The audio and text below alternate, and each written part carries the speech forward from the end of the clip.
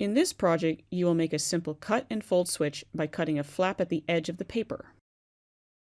A switch lets you turn your circuit on and off. It is made up of two parts. The first part is the switch gap, a break in your circuit where the conductive tape does not connect. The second part is the switch contact, a piece of conductive material that bridges the gap when pressed. When the switch is open, the gap is disconnected. Electrons can't flow, so the light stays off. When the switch is closed, the contact bridges the gap, completing the loop. Electrons flow and the light turns on. Let's grab your materials and build.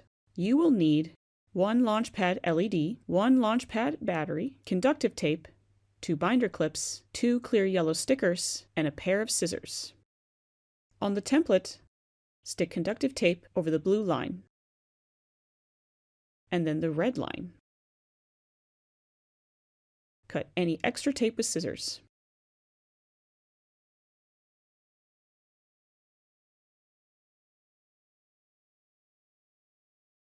Place the Launchpad LED over the footprint. Make sure the positive and negative pads match the footprint. Tape the Launchpad LED in place using clear, non-conductive tape over each pad.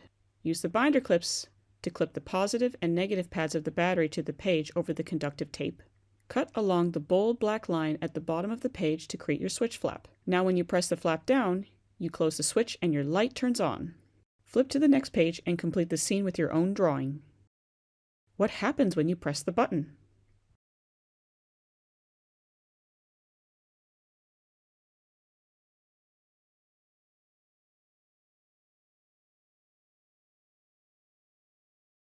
Share your creation with us using #Chibitronics on social media. Want to see even more magic happen? Scan the QR code and follow along. We can't wait to see what you make.